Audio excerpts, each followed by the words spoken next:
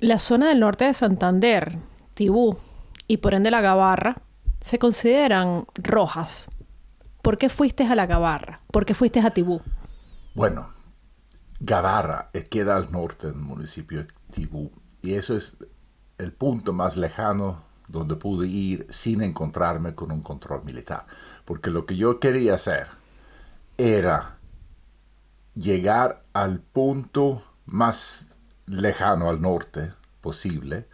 Es una zona donde se cultiva mucha coca y la televisión sueca había hecho un reportaje y el reportero estaba allá, se fue a Tibú y mostró que aquí se cultiva coca, entrevistó a cultivadores de coca y después dijo que también dijo que había muchos narcos mexicanos llegando allá y que la coca se transportaba, o la cocaína después de procesarlo, se transportaba a Barranquilla y de Barranquilla en buques de Cox, como se llama en español, no me recuerdo, a Suecia. Ese fue su cuento en la televisión sueca. Nunca mencionaron con ni una palabra Venezuela.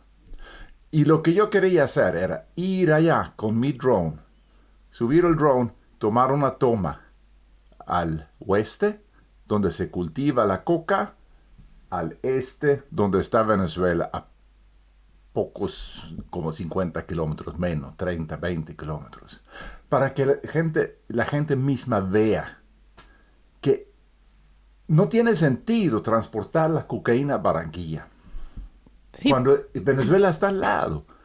Y Venezuela es el narcotraficante más grande del mundo de la cocaína. Una vez que pasa por la frontera, es libre tránsito hasta que salga de Venezuela. Y la manera de hacer la gente verlo era simplemente con una toma así, allá, allá. Pero cuando me estaba regresando, pude llegar hasta Río Catatumbo y al otro lado había un control militar. Y creo que tenemos una foto allá, donde los militares me pararon. Y después regresé y la guerrilla me paró casi saliendo de esa zona. Y cuando estaba secuestrado me preguntaron por qué había ido y obviamente les conté esa historia de que quería ver y le pregunté, le conté lo que había dicho la televisión sueca. Y los mismos helenos me dijeron que eso de transportar la cocaína a Barranquilla no tiene ni pie ni cabeza. Es muy difícil hacerlo llegar allá, porque tiene que pasar por una zona larga, pasar la montaña y una zona larga en Colombia donde hay control militar, alcabalas, como dicen en Venezuela, cada rato. O sea, eh, No tiene lógica cuando no, tienes al lado al estado Zulia y al estado Táchira de Venezuela, sí, por los cuales ellos después, e incluso si nos vamos al otro lado de la frontera de Colombia con Venezuela, tienen el estado Apure donde hay pistas de sí, aterrizaje de avionetas sí, y que desde allá trafican vuelan a donde quieran. y desde allí salen y vuelan hacia Sí. diferentes partes de Latinoamérica. O sea, pero ¿por qué? Esa es la gran pregunta es, ¿por qué la televisión sueca no mencionó a Venezuela? ¿Por qué? O sea, el hecho que la cocaína pasa por Venezuela, ese es un hecho que todo el mundo sabe que está estudiando eso. ¿Por qué la televisión sueca no lo mencionó? Eso es la gran pregunta para mí. ¿Qué crees que esté pasando con la televisión sueca? ¿Qué influencia pueden tener ellos para no dar una información objetiva? ¿Qué crees que pasa? Esa es la gran pregunta. Sabemos por el escolta de Diosdado Cabello. Diosdado Cabello es el capo De de los los soles. soles, sí, el cartel de droga, de cocaína más importante del mundo, lo más probable es que sea así. Y su escolta en el círculo íntimo, que estaba por 2 años con él, lo sacamos nosotros, Fuerza de Paz Venezuela. Y él fue interrogado por 5 semanas antes de entregarlo a la DEA. Ahora es testigo en Estados Unidos. Y él nos contó que el yerno de Diosdado Cabello, que es artista, no me acuerdo su nombre ahora, Él tiene un cartel de los artistas, o el grupo, la ruta de los artistas. Y la cocaína pasa directo al mundo de los artistas. Estaciones de televisión y cosas así. Además, hay un sueco que se considera el embajador de FARC, la otra guerrilla, en Europa, que se llama Dick Emanuelsson, que vive en Honduras ahora porque fue expulsado de Colombia, que es muy pana de FARC. Y de hecho él escribió sobre mi caso y me difamó también. Él ha tenido una influencia desproporcional en Suecia sobre el punto de vista, o sea, la opinión sobre FARC, la opinión sobre lo que pasa en Colombia. Muy desproporcional. Y esa influencia, porque la guerrilla, la izquierda revolucionaria, recuerda, son súper izquierdosos. No son como las socialdemócratas en Suecia, son revolucionarios amigos de Putin. Ellos tienen ese discurso que nosotros no somos narcotraficantes y que es la derecha en Colombia que son narcotraficantes. Y Venezuela no tiene nada que ver porque ellos son revolucionarios. Y la droga pasa por Colombia, por los carteles de Colombia. O sea, es su discurso que la televisión sueca está transmitiendo. El discurso de los revolucionarios. Y lo más loco es que ese discurso totalmente descabellado es lo que la televisión estatal sueca transmite. Que nosotros estamos pagando con nuestros impuestos sin que haya control político sobre eso. Es una propaganda absolutamente increíble por los revolucionarios en Suecia. Y por eso es que suecos creen que los Estados Unidos son los culpables por el problema en Venezuela, cuando no es así. Es el gobierno revolucionario. Porque este señor incluso también se identifica con el comunismo, se identifica con Cuba, con Rusia. Sí, ese Dick Emanuelsson, él considera que la guerra en Ucrania, allá el que tiene la razón es Putin, y que los ucranianos, él los llama nazis. Y también dice que los estados Estonia, Letonia, Lituania son gobiernos nazis. Y que yo soy un ultraderecha, pro-nazi y no sé qué. Yo pienso que hay que revisar muy bien la historia y darse cuenta, porque siempre a todos aquellos que se identifican con la derecha o ni siquiera que se identifican, sino que simple y llanamente por no tener una ideología como la de ellos, ya te etiquetan de derecha. Sí, yo soy del centro. Yo soy miembro del partido Center, literalmente. Aquí en Suecia. Aquí en Suecia. Y en Estados Unidos, ¿con quién te identificas? Con el Partido Demócrata, con los moderados. Los moderados sí. en Estados Unidos. Sí. Entonces, ¿por qué? Yo sé que más de una persona te ha etiquetado de comunista. Hasta de comunistas en Estados Unidos por ser demócrata. Hubo venezolanos que te etiquetaron de comunista. Sí, porque consideran que los demócratas son comunistas.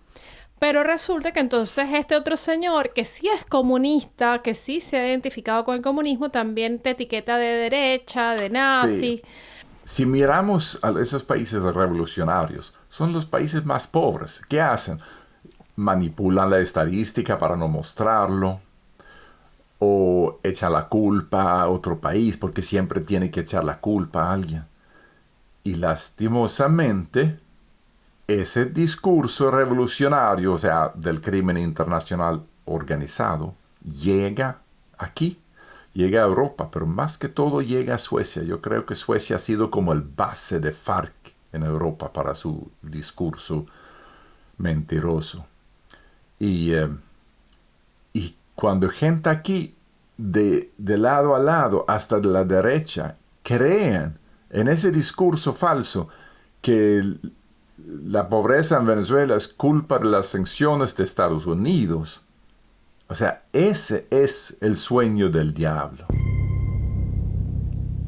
Ese es el sueño del diablo. Hacerle creer a la gente una matriz de opinión. Sí, culpar a los que están luchando por la ley y por la democracia, por lo malo que está pasando por culpa del crimen. No, realmente tenemos una lucha de valores aquí y a abrir los ojos de la gente por qué es lo bueno en el mundo y qué es lo malo. Estábamos claros en Europa después de la Segunda Guerra Mundial que los Estados Unidos habían rescatado a Europa. ¿Y ahora por qué estamos echando la culpa a ellos? Porque la lucha por el poder está por encima de todo. ¿Tú crees? Yo creo que es la propaganda. La lucha por el poder, pero es que precisamente el poder comunicacional Sí, pero mira, ¿por qué está así? es intenso. ¿Por qué está así? Los regímenes criminales, los autoritarios, ellos no tienen límites de en qué cosa pueden gastar su dinero. Una vez que uno se establezca como dictador, eso está en el libro Coup d'État Practical Handbook, la Biblia sobre cómo hacer un golpe de Estado y cómo establecer una dictadura. Ella dice que una vez que haya establecido la dictadura, tiene que invertir en fuerzas de seguridad y propaganda. Eso es lo que importa para mantener el poder y robar los recursos naturales. Es lo que están haciendo. Están robando los recursos naturales de Venezuela, controlando la población con toda esa fuerza de seguridad que los youtubers han visto ahí, los alcabalas cada kilómetro. Pero no hacen nada que cuesta dinero, como salud para la gente, comida. Eso no invierten en eso. Pero las democracias, por otro lado, como Estados Unidos, en democracia el gobierno no puede manipular al pueblo porque es antidemocrático. Entonces tienen prohibido por ley hacer campañas de información hacia el pueblo americano. Llega la propaganda del enemigo, pero no llega la verdad de su propio país. Solamente llega lo de medios privados, y si los medios privados tienen un interés económico en decir la mentira, en vez de la verdad, van a decir la mentira. Ahí hay un problema. Ese es el sueño del diablo. Sí, Engañar. sí. Engañar y no solamente se está consiguiendo por los medios de comunicación, televisión, radio, prensa, también por redes sociales. Sí. Porque a quienes usan en Venezuela, por ejemplo, para vender una imagen de un país perfecto, los influencers. ¿Y quiénes son los influencers en Venezuela? Artistas. ¿Y Sí. quiénes son los artistas en Venezuela actualmente que se han mantenido económicamente estables, entre comillas, o que se han mantenido... Mencionaste en un momento determinado el cartel de los soles y el cartel de los artistas. Sí. Y es mucha casualidad que en Venezuela justamente quienes venden una imagen de normalidad son artistas. Sí, mencionaste algo allá que no hemos tocado antes, lo de los influencers. También venden una pérdida de valores porque Sí. lo que se muestra por redes, por muchos de estos influencers no son precisamente contenidos de valor, No. sino son contenidos que llevan a una desvalorización Sí, bueno, te entendimos. No, eso lo corto. Desvalorización, creo que se llama. Desvalorización. ¿Qué es lo que venden los influencers? O muchos de estos influencers. Hay unos muy buenos, hay unos que tienen contenidos de valor, pero la mayoría lo que venden es desvalorización humana. Lo que yo quería ver allá en Cúcuta es en parte eso.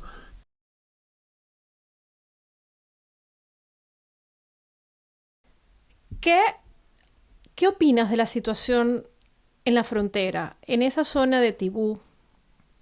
¿Cómo es la seguridad en esa zona? ¿Cómo viven las personas de Tibú? Bueno,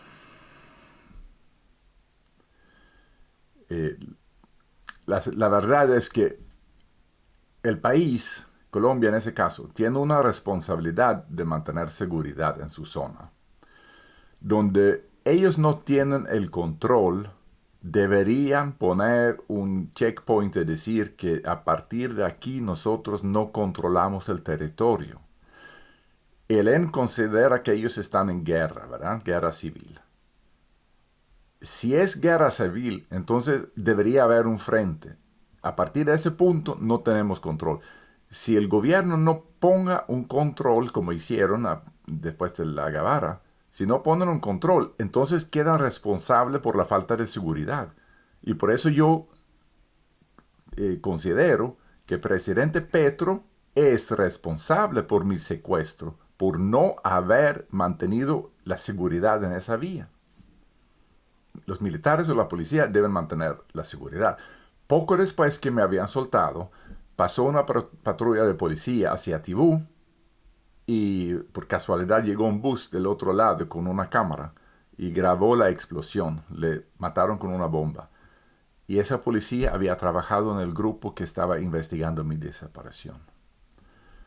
Así que no es cosa fácil para ellos mantener el control, pero entonces deben alertar y decir que aquí no pasa. Y como no lo hicieron, entonces obviamente Suecia y Estados Unidos después van a decir que esa zona roja no se metan allá porque el gobierno no tiene control, ni siquiera intentan mantener control. No, es que si intentan mantener control, le matan a sus policías o a sus militares, Sí, como ha venido pasando. sí, pero entonces no tienen control y deberían decir que a partir de aquí no tenemos control. Y lo hicieron en la Gavarra, pero lo deberían haber hecho más al sur.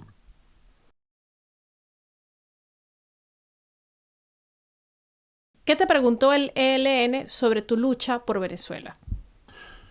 Bueno, ellos sabían obviamente que yo había estado en la Operación Libertad Venezuela, lo cual según ellos fue una operación de la CIA o algo así.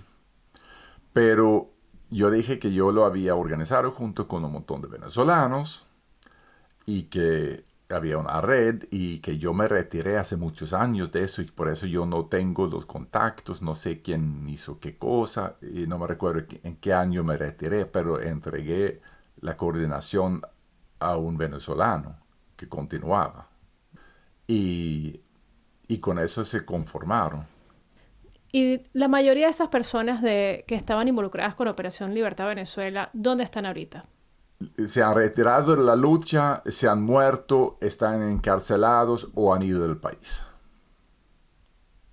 Pero ¿Por qué? no hay mucha gente ¿Por que se qué? queda, porque esos fueron jóvenes, recuerda, en la mayoría fue gente joven. Y de Venezuela no creo como, no sé, pero creo que como un cuarto de la población han salido del país. Sobre todo los jóvenes.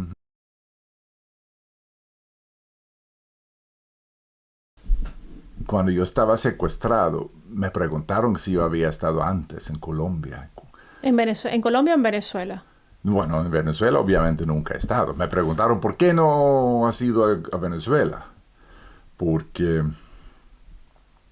yo dije que todos mis amigos están en Venezuela, no conozco a nadie en Colombia. Le dije que bueno, nos reunimos aquí, no puedo ir a Venezuela por seguridad. ¿Y por qué no puedes ir a Venezuela? Bueno, ¿Qué pasa qué pasa en ese sentido? ¿Por qué no puedes ir a Venezuela? Aunque al final fuiste, ¿no? De otra manera. yo siempre quise ir a Venezuela, pero a verlo y no ir vendado. Bueno, yo no puedo ir porque he estado abiertamente luchando contra de un régimen criminal que comete crímenes de lesa humanidad incluso. Y además, como americano, como sueco, no es recomendable. Hay americanos que han llegado allá que han tomado como rehenes para intercambio de narcosobrinos, ¿te recuerdas? Sí, hubo el caso de los narcosobrinos donde Sí. precisamente tomaron a un americano en medio de Unos americanos directores de petróleo o algo. Así que ningún americano debe ir a Venezuela. Y aparte de eso, ¿por qué tú particularmente, o sea, tu caso, tú no puedes pisar Venezuela? ¿Quién te ha amenazado? ¿O quién te ha mencionado en Venezuela? Bueno, Diosdado Cabello me ha mencionado en El Mazo Dando, está por internet. Y también salió en un programa de televisión que no me recuerdo cómo se llama. O sea... La Hojilla, Ajá, con Mario Silva. Ajá. Y también el primer sitio donde yo fui mencionado y Operación Libertad Venezuela fue mencionado, fue... ¿Te recuerdas cuando Hugo Chávez murió el 30 de diciembre de 2012? Y él iba a ser instalado como presidente en enero de 2013. Entonces nosotros en OLV, cuando yo era coordinador, sacamos una publicación en Facebook que llegó a millones de venezolanos diciendo que si Chávez no será instalado, creo que la fecha es el 8 de enero, Venezuela va a quedar como una colonia de Cuba. Eso agarró arrechera, como dicen, en Cuba. Esa fue la primera vez que el régimen se dio cuenta de nosotros. Y después empezamos a echarle duro contra la presencia cubana en Venezuela, las dobles banderas. En OLV teníamos dos voceras, María Conchita Alonso y Ana Mercedes Díaz, que es ex directora de CNE. Y ellas dos, en muchas entrevistas por televisión en Estados Unidos, hablaron sobre ese tema. Y lo que nosotros analizamos fue que el plan era unir a Cuba y Venezuela. Pero gracias a todo ese trabajo que hicimos, incluso quemar la bandera cubana, se echaron para atrás. Quitaron la bandera cubana de las bases militares en Venezuela. Los soldados cubanos quedaron ahí, pero sin su bandera. ¿En qué momento formaste Fuerza de Paz Venezuela? Creo que fue en 2017. Y eso fue cuando la ola de emigración estaba así por las nubes. ¿Con qué propósito formaste fue justo Fuerza de Paz? porque la mayoría de los luchadores en la lucha no violenta estaban huyendo del país por falta de comida. Y la lucha se apagó porque simplemente uno no puede. En la lucha no violenta está basado en el hecho que gente alrededor del régimen tiene algún tipo de conciencia. Y no existía, estaban dispuestos a dejar al pueblo morir de hambre. Entonces no hay otra forma que salir del país, porque armas no tenía, o sea, no tenía ningún respaldo militar para tumbar al régimen. Y salir del país, pero entonces iba a dispersar por el mundo. Y la idea con Fuerza de Paz Venezuela era crear una red entre ellos, todos los que han salido, porque algún día ese régimen, como todos los regímenes autoritarios, van a caer. Y tener una conexión para poder volver a montar un país y reconstruir el país. En el 2019 estuviste en la frontera. Sí, en 2019 montaron eso de ayuda humanitaria. Y el concierto, fue cuando hubo el concierto. Y entonces iban a introducir ayuda humanitaria sobre los puentes a Venezuela. Y yo decidí activar Fuerza de Paz para acompañar esa. Y de hecho el ELN me preguntó sobre eso. Ellos creían que yo tenía algo que ver con la ayuda humanitaria. Además, ellos creen, o me decían, que esa ayuda humanitaria, según ellos, era armas. O sea, totalmente descabellado. El único país que yo sepa que pone armas en ayuda humanitaria es Rusia. Pero ¿tú viste realmente lo que se logró? Pero mira, espérame. Esa ayuda humanitaria en Cúcuta nunca pudo pasar la frontera. Sí. Se quedó en almacenes en el nuevo puente, que todavía no había sido abierto, ahora está abierto. En esos almacenes quedó guardado arroz y toda esa comida. Y durante el paso de meses empezó a putrificarse. Y Fuerza de Paz estaba allá en Cúcuta y teníamos contactos que trabajaba allá en ese almacén. Y por eso nosotros sabemos de primera mano que allí no había armas, porque lo vimos la comida putrificándose. Y habían también medicinas que al final lograron pasarse en un momento determinado gracias a la mediación de la Cruz Roja venezolana, que fueron los encargados de que ahora pues también es expropiada por el gobierno venezolano. Prácticamente porque sacaron a su directiva para ellos Sí. meter una directiva nueva, o sea, Pero- una pero institución que estás me- tiene que ser imparcial y que no debe Sí. tener ninguna inclinación política, pues también le metieron la mano a la Cruz Roja venezolana. Sí, esa es otra cosa horrible que estaban haciendo. Pero cuando mencionas lo de medicina, hay que mencionar que, a diferencia de Ucrania, el holodomor venezolano, allá en Venezuela, se puede cultivar muy rápido. Sembrar maíz en 6 semanas tiene cosecha. Pero hay muchas enfermedades. Y lo que hicieron, además de esconder la comida, fue esconder las medicinas. Mucha gente que murieron por falta de medicina, como el coordinador allá en Caracas, que yo mencioné a ellos, Jaimite Black Coast. Él tuvo una infección, se enfermó, tuvo una infección, le prescribieron una medicina y no había en la farmacia y murió en 24 horas. Así que el holodomor en Venezuela también fue por falta de medicinas contra cosas, o sea, cosas sencillas y comunes.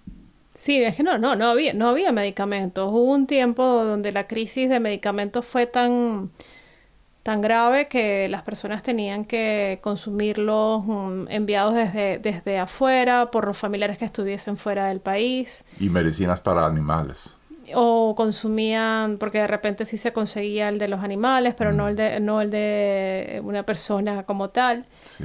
La crisis de medicina también fue muy grave. Actualmente se consiguen medicinas, pero dolarizadas ya a precio internacional. Sí, igual como la comida. Y la comida también, ahora sí. Tranquilamente la gente puede ir a Venezuela. Están entrando muchas personas ahorita a Venezuela. Estos youtubers súper famosos. Sí, es bueno que han haciendo entrado. programas súper interesantes. Sí, ¿cómo se llama? Charlie Cinevan, de español, y los de Argentina. que no me recuerdo. Hakuna Matata Ajá. y el otro motorizado también argentino. También en estos días vi uno de unos paraguayos que también andan en un motorhome. Hay varias personas Sí. que han ido y han ya visitado Venezuela. Igual se han dado cuenta de que es un país maravilloso. Lo que salva a Venezuela todavía es la calidad humana. Eso. Es el calorcito y ese sentido del humor que no lo pierden.